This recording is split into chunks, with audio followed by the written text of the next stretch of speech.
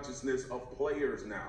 I really believe this. The exposure to information has created this psychology that athletes are on the same level as their coaches. That's what it has done.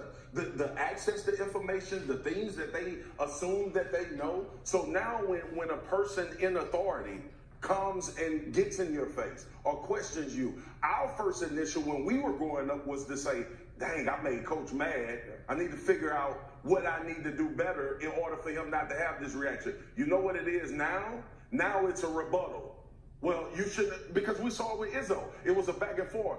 The way I was raised, when the adult is talking, shut up. Even if you don't feel comfortable with what they're saying. But there's something that's taking place in college now that wasn't taking place in our era.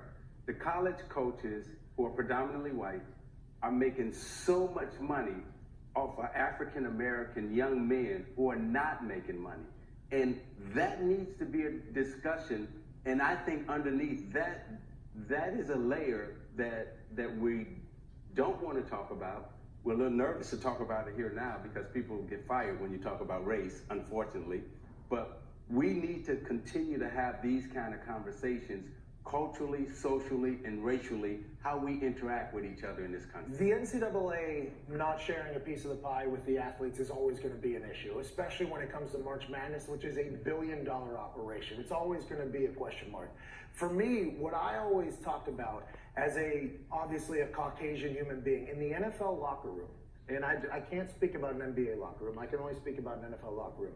It is a melting pot, okay? You got kids that have been grown and born billionaires and millionaires. They've had the nicest of schools, the nicest of things, the nicest of techniques their entire life.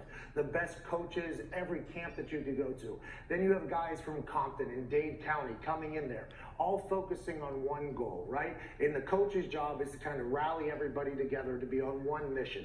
I always thought that society should take a piece of a locker room and let people know that although we are different, me and Swagoo are definitely different human beings, okay? I could probably dance better than him, but he can play football in a tough position better than I. But we're all much more similar than we could think. Let's assume that Tom Izzo cares about his players. That's the only reason why he was yelling at it. But the optics of an old white guy yelling at a young African-American kid is not a good thing in the world. And that is possibly why it blew up as much as it did on the internet. But I think it's something we should attack head on so that we can become better people. Accountability is the difference between good and great. And in that learning phase, I think it's a big deal. I have to leave it there just because we're out of time. I hope that this is a place that we can continue we were to have diving these in kinds there. of conversations. Hey, I have to take a break though. We're